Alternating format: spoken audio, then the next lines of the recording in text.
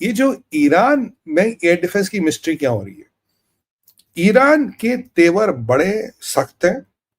Trump ने कल कहा या अभी थोड़ी देर बाद कहा नो एनरिचमेंट, एनरिचमेंट करोगे तो कोई डील नहीं है। ईरान ने बिल्कुल ट्रंप के मुंह पे कहा एनरिचमेंट होगी और जरूर होगी। आप जानते हैं अभी ईरान के पास 408 किलो एनरिच यूरेनियम है 60% तक। न्यूक्लियर बम बनाने के लिए 40 किलो चाहिए, तो लगभग 10 न्यूक्लियर बम बनाने का मटेरियल ईरान के पास रखा। आप बोलेंगे 60% एनरिच है, 60% एनरिच पे भी लो यील्ड डिवाइस डर्टी बॉम्ब बन जाता है, ऐसी कोई बात नहीं है। और इसको एनरिच करना कुछ हफ्तों का काम है, कुछ बहुत लंबा चौड़ा काम नहीं है।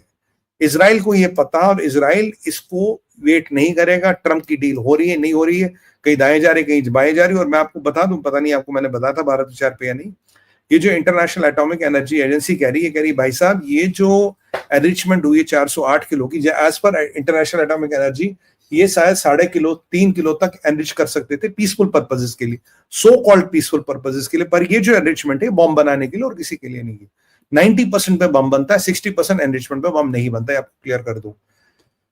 अब यहाँ इसमें जो बेच है, इंटरनेशनल एटॉमिक एनर्जी एजेंसी कह रही है हमें कोई क्लैरिटी नहीं दे रही, हमें कोई विजिट नहीं करा रहे, हमें कुछ नहीं बता रहे अंदर क्या हो रहा। साहब हमें कुछ नहीं पता, बट अमेरिकन इंटेलिजेंस भी कह रही है हफ्तों से महीना दूर है बम बनाने में।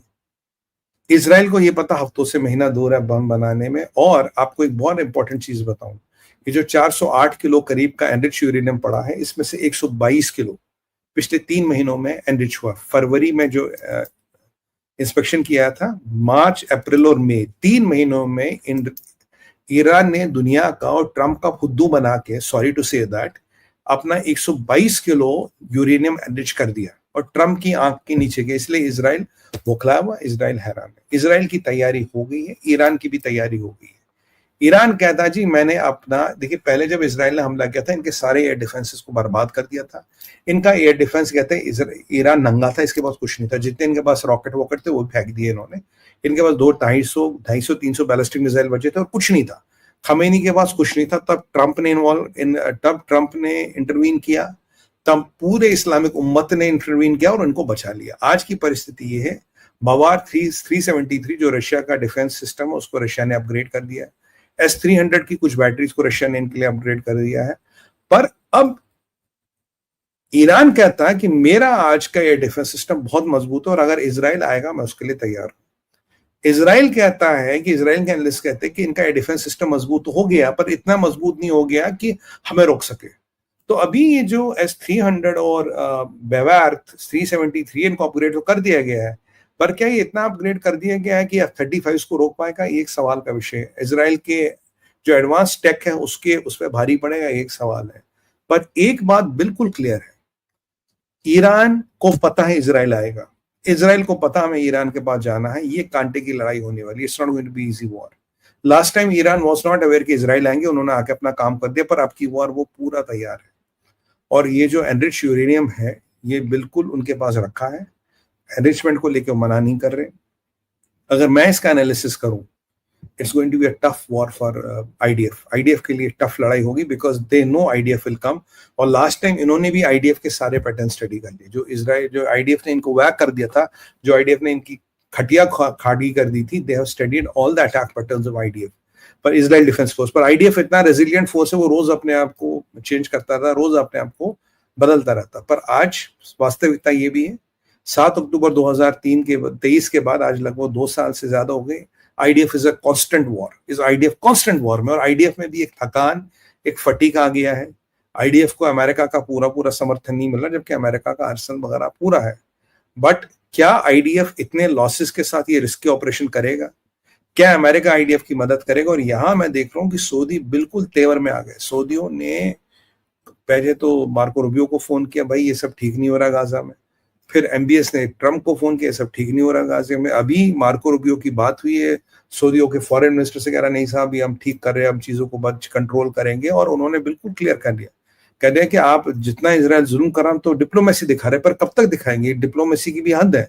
तो पहली बार अमेरिकनों को उनके मुंह पे जवाब देने का काम सऊदी ने किया, क्योंकि वो भाई अमेरिकनों को पैसा चाहिए उनसे, अगर पैसा चाहिए तो सुनना पड़ेगा। कह रहा जी हम हमारे दायरे की सीमा नहीं, और कह रहे हम तो रमाला जा रहे थे, हम तो वेस्ट बैंक जा रहे थे, इजराइल आज हमें वेस्ट बैंक में जाने से मना करा। तो क्या इजराइल वेस्ट बैंक पे भी कब्जा करना चाहता? मेरा आंसर सुनिएगा, हाँ करना चाहता, हाँ बिल्कुल करके रहेगा। इजराइल वेस्ट बैंक पे भी कब्जा करेगा, वेस्ट बैंक को भी कैप्चर करेगा इजराइल। मैंने आपको पहले दिन कहा था, 7 अक्टूबर 2023 के बाद पहली बार कहा था, इजराइल अब की बार 1 इंच भी जमीन की नहीं छोड़ेगा। Israel is not even going to leave a inch of land, and that is what Israel should do. यहाँ पे इजराइल नाराज है, कहता भाई साहब आपने सना में ये हमारे खड़ा कर, ये आपने यहाँ से सीरिया वालों को समर्थन दे दिया। इजिप्ट का आज विदेश मंत्री कह रहा है जी जो वहां हो रहा है बहुत गलत हो रहा है, ये अनह्यूमैनिटेरियन है, और आपको ये ये ह्यूमनिज्म को, ह्यूमन वैल्यूज को, बहुत अच्छी अंग्रेजी बोल रहा था, मीट नहीं करता बट। और यहां देखिए कैंप डेविड अकॉर्ड लगभग लगभग खत्म हो गया है, बट उसको कोई डिक्लेयर नहीं कर रहा। तो यहाँ इजिप्ट, यहाँ सीरिया, यहाँ ईरान 60% एंटी यूरेनियम के साथ, वहां अमेरिका के गोलमटोल चल रहे हैं, और यहाँ आपको सऊदी अरबिया इनके सपोर्ट में आ गया है, कहीं ना कहीं सऊदी अरबिया भी इनके सपोर्ट में आ गया, और वहां ईरान अपनी हरकतें करो, ट्रंप को गोली पे गोली दे रहा। अब ये बेचारे यहूदी जो इजरायली है, ये कब तक बचा पाएंगे, कब तक ये सस्टेन कर पाएंगे, बहुत बड़ा सवाल ये निशान है। I don't know how long can Israel keep their forces intact. ये ट्रंप ने अगर बहुत जल्दी डिसीजन नहीं लिया हफ्ते भर में, मैं आपको कह रहा हूं मिडिल ईस्ट एक दिन फट जाएगा। यूरोप फटने के कगार पे आ गया, मिडिल ईस्ट फटने के कगार पे आ गया, क्योंकि पुतिन वहां छोड़ने वाले नहीं है। पुतिन क्या करने वाली है मैं आपसे डिस्कस के पी ग्रुप पे भी आपको बताया था, बट यहां पे ईरान वाली स्थिति बद से बदतर हो रही है, और बेंजामिन नेतन्याहू के पास वाकई हफ्ते 10 दिन का टाइम है मेरे हिसाब से, उसके आगे बेंजामिन नेतन्याहू के पास टाइम नहीं। इजराइल ईरान आज के डेट में भी एनरिचमेंट जारी रखा हुआ है। Can they still wait? I don't think they can still wait, they have to do what they have to do. उसके आगे करने का कोई विकल्प नहीं रहेगा। बाकी हम पूरी नजर रखे हुए हैं, बाकी हम पूरा इसको ट्रैक करेंगे, but we have best wishes for our friends. और इजराइल ने जो हमारी मदद की, हमें खुल के, बिल्कुल खुल के इजराइल की मदद करनी चाहिए। उन्हें हथियार चाहिए, उन्हें टेक चाहिए, उन्हें पैसा चाहिए, what ever they need, Bharat को खुल के बिना किसी रिपरकशन के सोचते इजराइल की पूरी मदद करनी चाहिए, और इजराइल का पूरा हाथ बटाना चाहिए। हमें रशिया की पूरी मदद करनी चाहिए, रशिया का हाथ बढ़ाना चाहिए। और मैं आपको बताऊं, दोनों थिएटरों में ट्रंप अब की बार इंटरवीन नहीं करेंगे, क्योंकि ट्रंप को तो बुलाया था, आ जाओ भाई इस्तांबुल हम बात करेंगे।